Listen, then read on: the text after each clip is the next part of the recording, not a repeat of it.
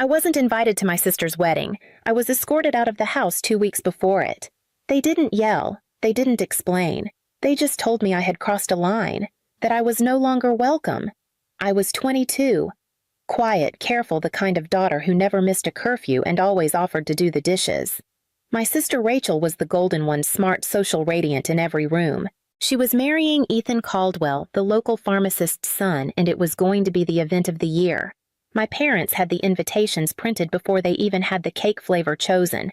And then, suddenly, I was the one who destroyed everything. What they told people was this. I introduced my friend Jessie to Ethan, and the two of them started an affair. What they told me, that I'd embarrassed the family, that I was jealous, that I was trying to sabotage Rachel's happiness. I stood in the living room with a suitcase already packed for me. My father didn't look up from his coffee mug. My mother said, "You brought this on yourself." I hadn't spoken to any of them in 7 years, until last month when a voicemail from Jessie changed everything. The last words my mother said to me were, "You should be grateful we're not telling the neighbors what you did." Then she handed me an envelope with $200 in cash and a folded list of local hostels. I remember the way she avoided my eyes like I was a stain she couldn't scrub off her version of family. No one asked me what happened. Not Rachel, not Ethan, not even my father, who used to drive me to school with a thermos of black coffee and call me his quiet shadow.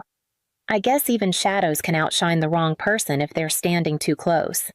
Jessie tried to defend herself at first. She told me she had only met Ethan twice, once at that backyard barbecue, and once when she picked up her forgotten sunglasses. But Rachel had already spread her version like gospel. Jessie was called a homewrecker. I was branded the enabler.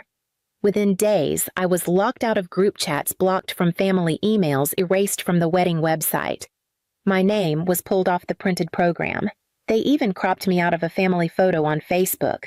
It wasn't loud what they did. It was clinical, like closing a browser tab and forgetting it ever existed. I stayed with my college roommate in Detroit for 2 weeks, slept on her pull-out couch with my coat still zipped up. I kept thinking someone would call my aunt maybe, or Rachel herself, even if just to scream. No one did. I got a job at a bookstore on 9 Mile, worked double shifts, saved every tip. I didn't tell anyone what happened. When people asked about my family, I smiled and said, "We're not that close." But that was a lie. We had been close, until closeness became inconvenient. Years passed. I finished grad school, moved to Chicago, got my counseling license. Specialized in family trauma, though I never said why. My name went on certificates, podcast intros, conference panels, but not on Christmas cards, not on baby announcements, not on anything with the word Monroe in the return address. I didn't go to Rachel's baby shower. I wasn't invited to her divorce party either. Yes, that's a thing now. I watched it all from the outside like a ghost with good Wi-Fi. I told myself it didn't matter anymore. I told myself I'd built a life of my own. But sometimes late at night, lying awake in my tiny apartment, I'd remember the way Rachel once held my hand during thunderstorms, or how she used to braid my hair before picture day. I'd wonder if any part of her remembered that too. Then one day, I opened my voicemail. It was from Jessie, and her voice shook when she said, "Claire, I kept something. I think you need to hear it." When Jessie's voicemail landed in my inbox, I didn't open it right away. I stared at it for 3 days, just her name and that little speaker icon. I told myself it wasn't worth digging up old bones. I had a steady job, a quiet apartment, a coffee mug with my initials on it, and a cat named Baxter who liked to sleep on my chest like I was a pillow with a heartbeat. I didn't need answers. But of course, that wasn't true. The night I finally pressed play, I sat on my kitchen floor, back against the fridge, knees pulled to my chest. The recording was short, less than 3 minutes, but it cracked open something I'd been sealing shut for years. It was Ethan's voice, not drunk, not angry, just tired.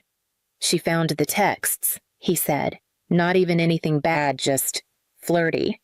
And from someone else, not Jessie." But Rachel flipped. Told me if I left her, she'd make me look like the cheater. Said she'd pin it on someone close. She picked Claire because her words, not mine. "People already think she's jealous." He paused. I didn't stop her. I should have. But by then it was easier to let the lie grow. I didn't cry. I didn't scream. I just sat there listening to the fridge hum and the cat snore, and I let the weight of it settle on me like ash. All those years, all those holidays, all those family photos with me carefully removed as if I had died young and was best not mentioned. And now one voicemail had turned the whole thing inside out. I should have been angry, should have plotted some perfect confrontation, imagined Rachel's face crumbling in public. But instead, I made a cup of tea and stood by the window watching the streetlights flicker. I didn't want revenge. I wanted truth. And I wanted it in a way they couldn't spin, couldn't bury under another family story about how Claire always had a flair for the dramatic. The next morning, I opened my desk drawer and pulled out something I hadn't touched in years. A small silver tape recorder. My dad gave it to me when I was 15, said it was for capturing ideas. I used it once to record Rachel singing along to a cassette in the car, her voice off-key and beautiful. I smiled at the memory. Then, I slipped the voicemail file onto a flash drive, labeled it the version that matters. That week I didn't sleep much. I re-listened to the recording. I wrote a letter I never sent. I even thought about calling my mother not to reconnect just to hear how she'd sound if she heard the truth. But I didn't call. Instead, I circled a date on my calendar, a date I hadn't planned on caring about. Rachel's second baby shower. At the house I was once told never to come back to. The baby shower was on a Saturday, mid-April. The invitation never came, of course, but Rachel posted about it anyway. A pastel photo of a cake shaped like a cradle, balloons in soft pink, dozens of comments from high school friends and women who now call themselves boy moms or girl moms on Instagram, and the location my parents' house. The same living room where they told me I was no longer welcome. The same dining table where Rachel once spilled lemonade on my college acceptance letter and didn't apologize. I hadn't been back in 7 years. That morning I dressed plainly. Black slacks, soft sweater hair down, no makeup. I didn't want to make a scene. I just wanted to hand them something. On the drive over, I kept my hands at 10 and 2 the way Dad taught me. I passed the gas station where he used to buy me Slurpees after dentist appointments. The library where Mom made me get my first library card. The streets hadn't changed. I had. When I pulled up, the driveway was full. SUVs, minivans, one Tesla. I parked down the street, walked slowly. My heels clicked against the concrete, steady, not rushed. I carried a gift bag. Inside, a small, stuffed elephant soft gray fleece, and a flash drive tucked beneath the tissue paper. Label the version that matters. Rachel opened the door herself. She blinked twice, smiled the way women do when they're afraid someone might ask the wrong question. "Claire," she said, tilting her head. "Wow, this is unexpected." "Hi," I replied. "I just wanted to drop something off." Her eyes flicked to the gift bag. "You didn't have to, but—" "Thank you." The hallway smelled like cinnamon and soap. Laughter bubbled from the kitchen. I caught a glimpse of my mother arranging finger sandwiches. She didn't see me. Or maybe she did and chose not to. I handed Rachel the bag. "You can open it later," I said. "It's not really for the baby." Rachel's smile flickered. "Okay." I turned to go. "Claire." She called after me. "You're not staying." I looked at her. Really looked. She still had that soft, polished look, like someone who lives her life with a filter over it. But there was something under her eyes. A flicker of calculation. Or fear. "No," I said. I already stayed longer than I should have. And then I left. I didn't wait to see her reaction, didn't linger to hear the audio play or watch the mask slip. That wasn't the point. The point was, for the first time in years, I wasn't the secret. I was the storm on the edge of their blue sky, and they had no umbrella. I didn't expect a reaction right away. People like Rachel don't break in front of others.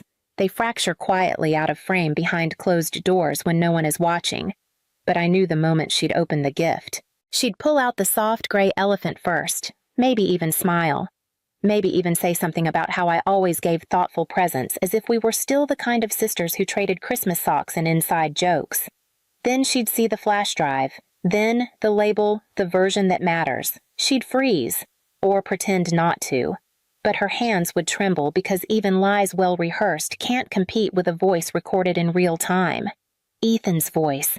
It was unmistakable, not dramatic, not angry, just tired. Heavy with the weight of years he let someone else carry the blame. Rachel said if I left her she'd make it messy, told me she'd pin it on someone close, said you were already quiet, already overlooked, that people would believe her. He'd paused then, and the pause said more than the words. I didn't stop her. I should have. But I didn't. The whole file was under 3 minutes, short enough to fit inside a memory, long enough to change one. I didn't stay to see how she handled it. I didn't want to. What mattered to me wasn't her expression. It wasn't whether my mother rushed to her side or whether the baby shower guests exchanged uncomfortable glances. What mattered was that for once Rachel didn't control the narrative. That truth had entered the house before it could be escorted back out. Later that night, I got a text from my Aunt Ruth. She's never picked sides. That's her thing, staying neutral, staying polite. Claire, I don't know what happened, but things got tense. Are you okay? I typed a reply, then deleted it. What could I possibly say in a text that hadn't already been said on tape? The next morning, another message lit up my phone, this one from my father. We need to talk. I think we've misunderstood too much for too long. There was no apology. No, we were wrong. Just that tightrope phrase that families like mine walk when they can't bear to name what they've done. I stared at the screen. Then I opened my desk drawer. Inside, I kept a printed transcript of the recording. It was clean, simple, and dated. I folded it into an envelope, wrote my name across the front in his handwriting. No return address. No note. No explanation. And I mailed it back to him, because I didn't bring flowers. I brought the truth. And the truth doesn't need closure. It just needs to exist. The first call came that Sunday night. Blocked number. No voicemail. Just silence on the other end. The kind that sounds familiar, not empty, but loaded. Like someone was there holding their breath, hoping you'd speak first. I didn't. Monday morning, my inbox had 3 unread messages, all from names I hadn't seen in years. The first was from my mother, Claire.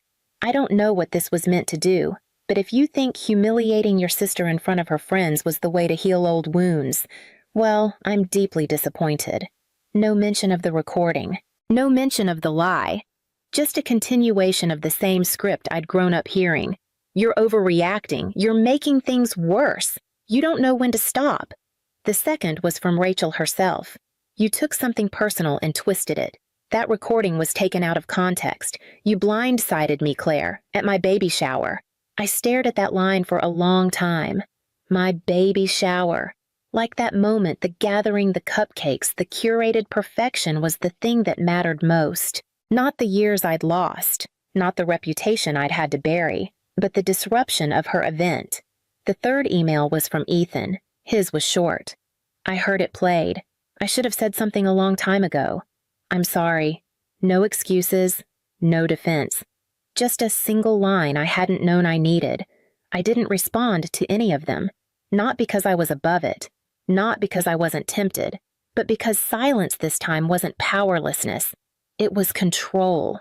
For years, my silence had been used against me, proof that I was guilty, that I had something to hide. But now it served a different purpose. I wasn't erasing anyone. I just wasn't letting them re-edit me again. They tried in small ways, mutual friends reaching out secondhand invitations, a tag in an old photo with a comment that read, "Miss you, sis." But I wasn't going back. Not to the table where my seat had been pulled out. Not to the story that had never made room for my version. One afternoon, I walked into the studio where I recorded my podcast. I sat in front of the mic, let the quiet settle.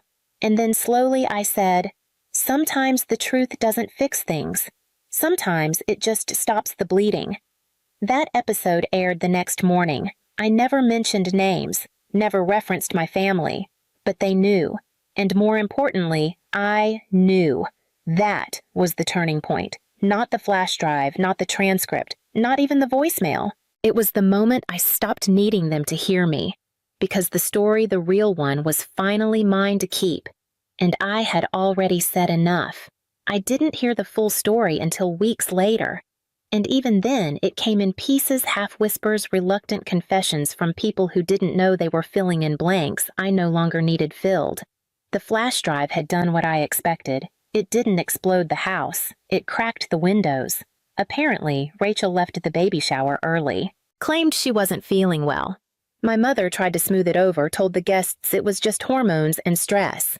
One neighbor said Rachel looked pale in a way she'd never seen before. No one mentioned me. Not by name. But after that day, I noticed things shifting. The family group photo disappeared from my parents' Facebook profile.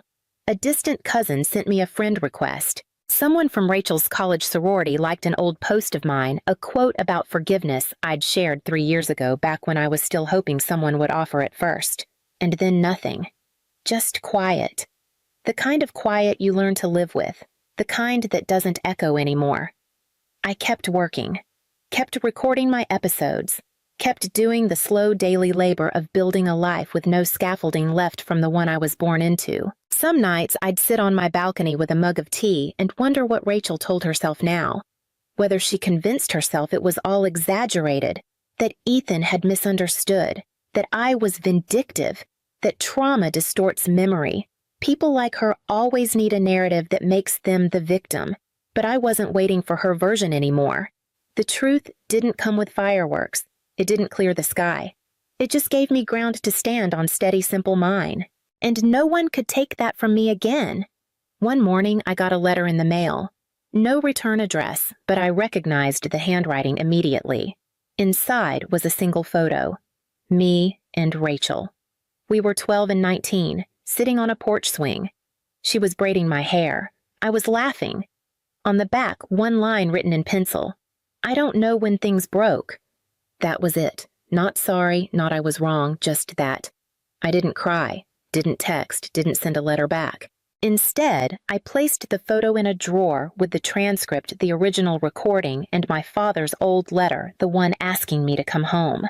I closed the drawer gently, then stood in the quiet of my apartment sunlight crawling across the floor like forgiveness that had nowhere to land.